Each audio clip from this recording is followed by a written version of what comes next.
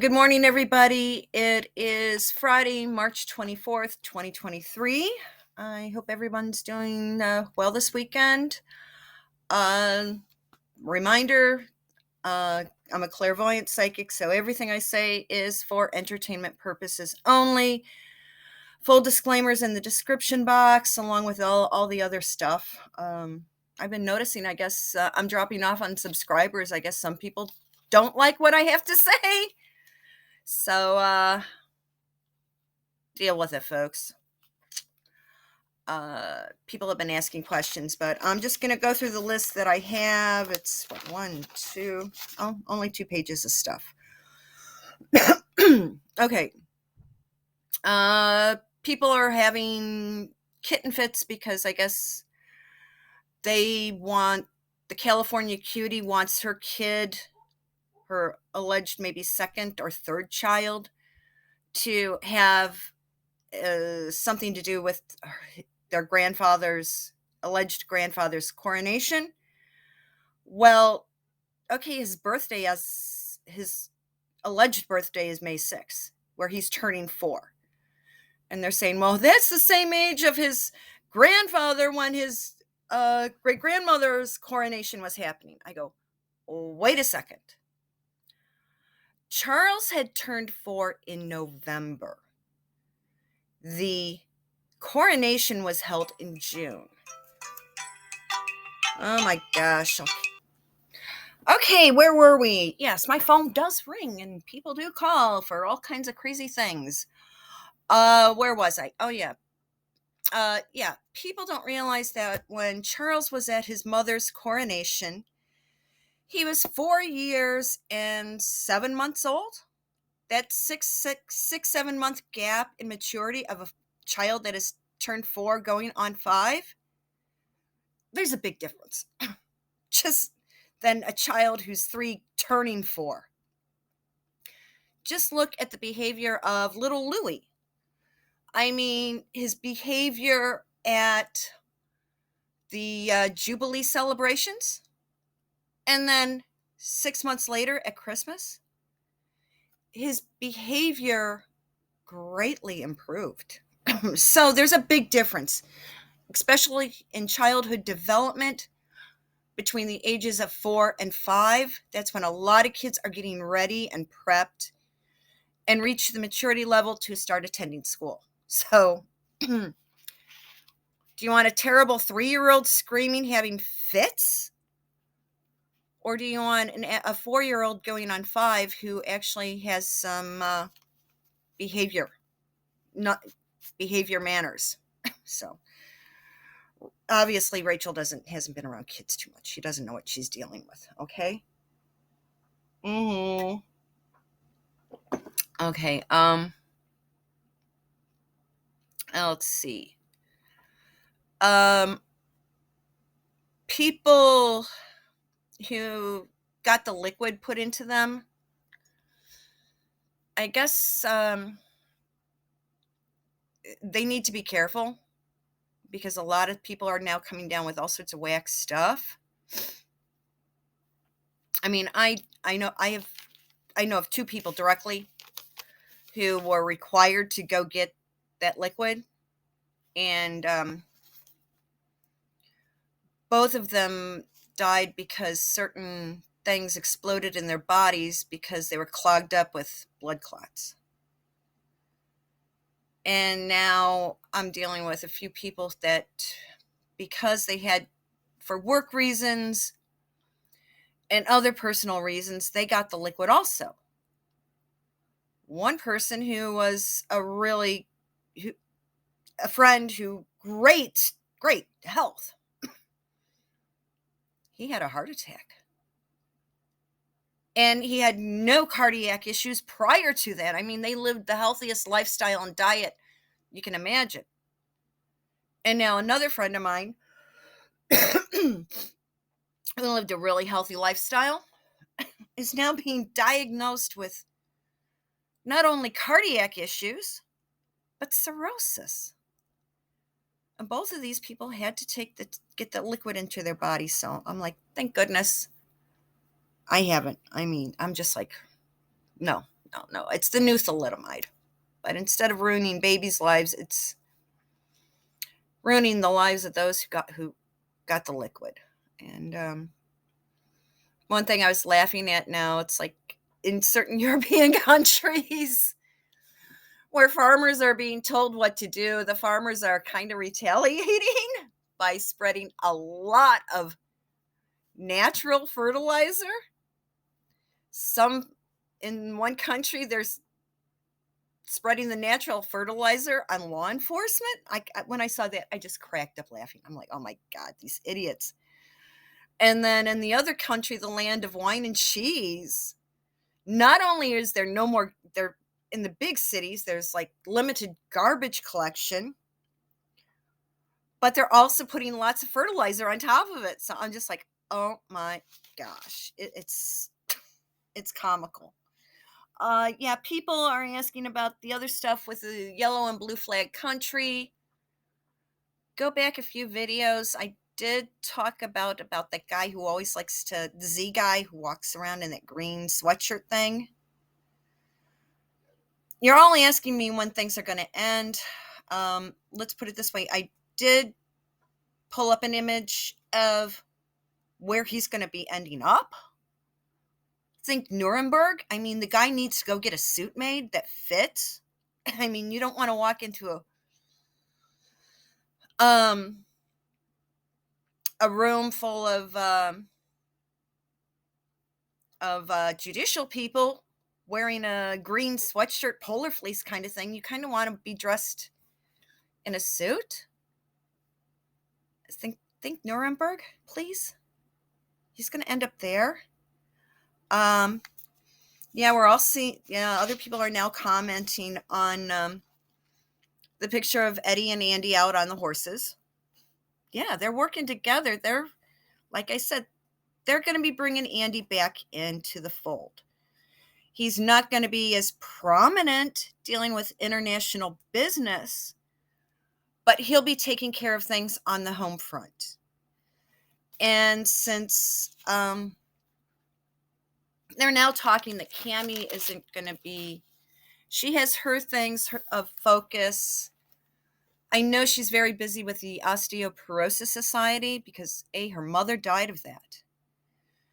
And that's also something very hereditary. So it would not surprise me if she's also been diagnosed with that condition. So if you noticed, it's like people say, oh, sometimes she has to bail out on engagements and they say, oh, she's drinking. But you know what? It's like if you're living with severe chronic pain,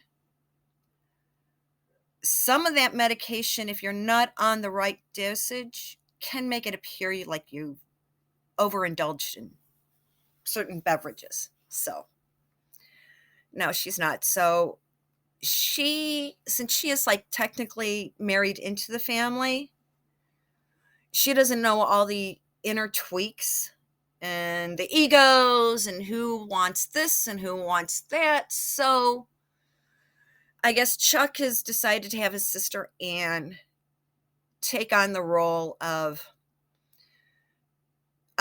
keeping an eye on which family members are doing what and calling out their behavior and calling the shots on the family. So she's kind of going to be the family peacemaker and the person in the family who has to fix things and keep things in order. And it would not surprise me that later on, that position we know is going to be taken over by Catherine, and it'll be eventually going down to Charlotte. So Anne is the one basically is the peacemaker, and she's basically what Charles wants certain family members to do and behavior corrected.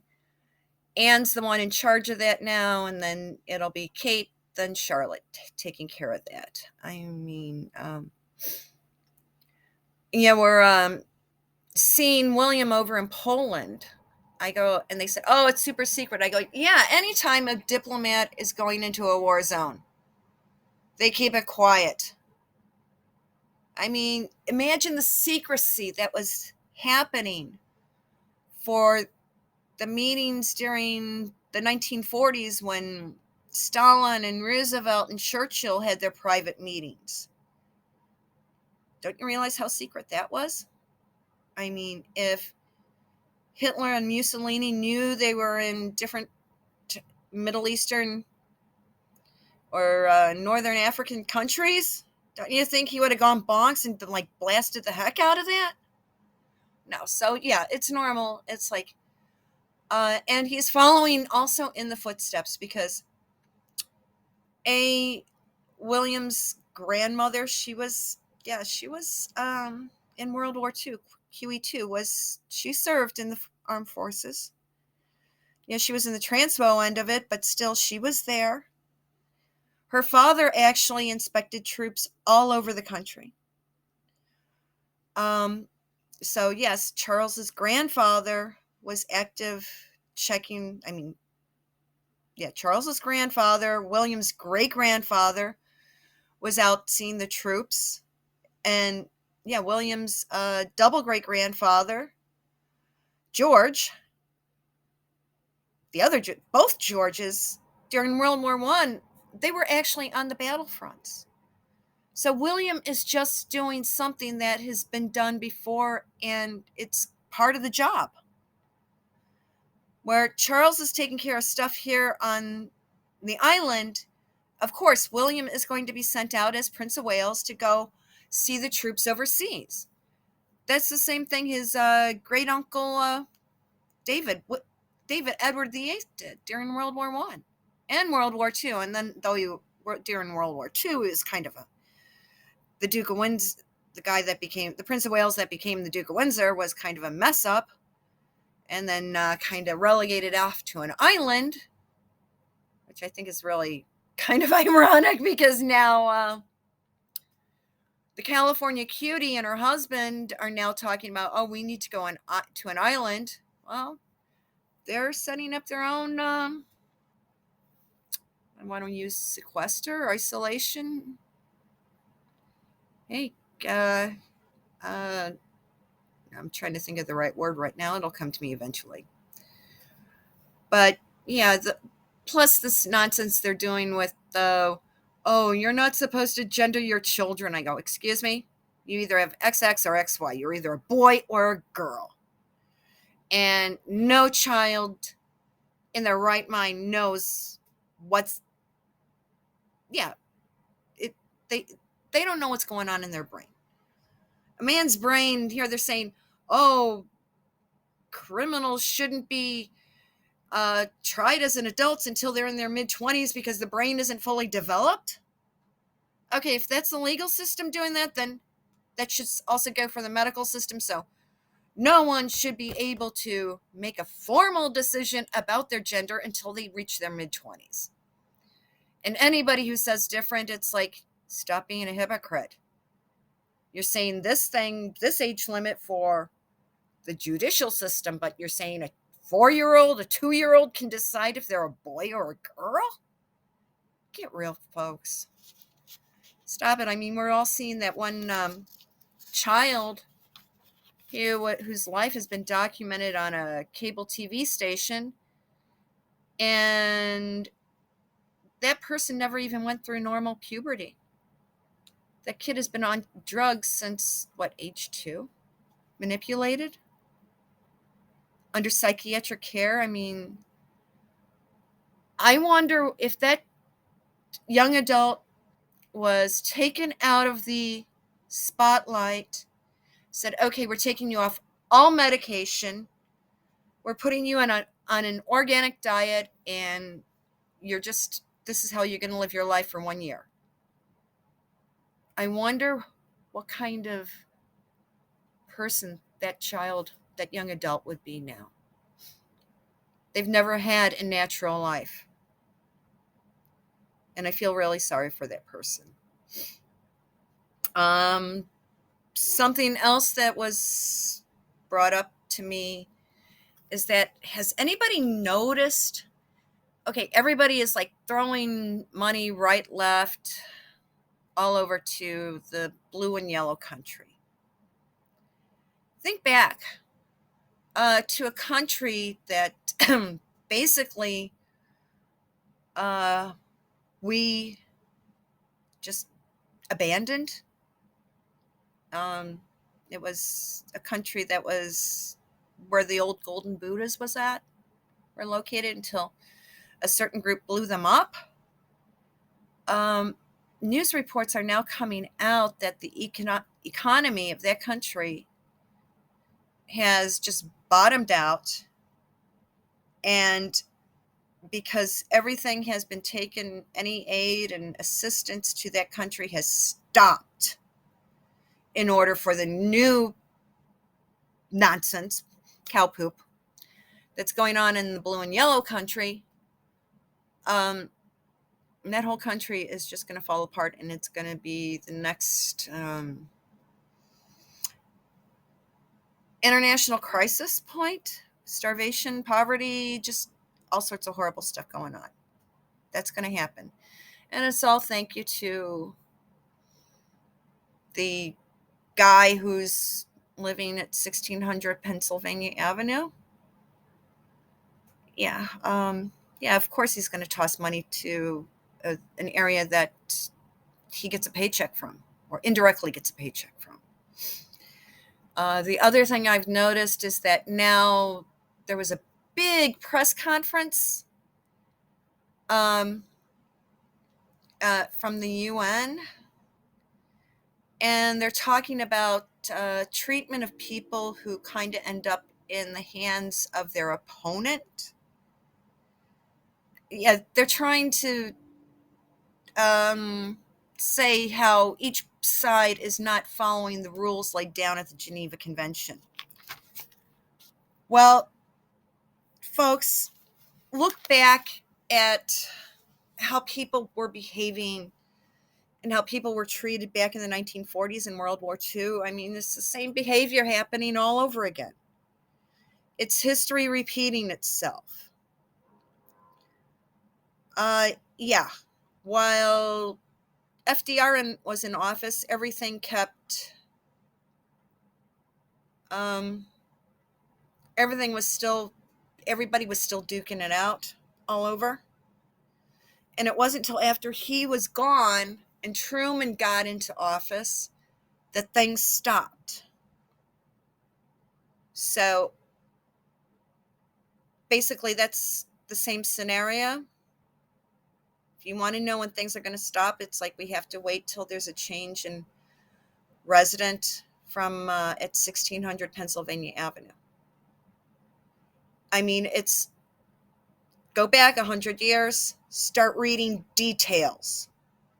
Go to the library, look at the old books that were published between 1946 and 1980.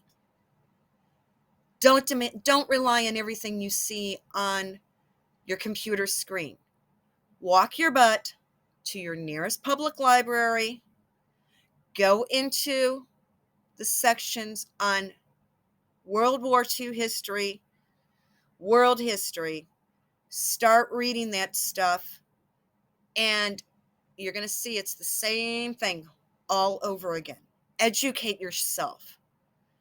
It's not going to end till we have a new Harry S. Truman. So I hope that answers your questions.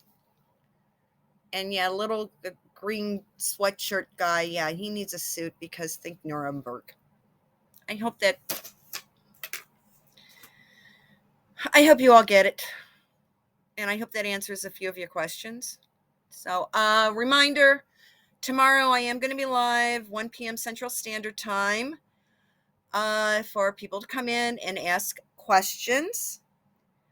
And I hope everybody has a good Friday, so good Shabbos, and I'll be talking to you tomorrow live. Have a good one. Bye.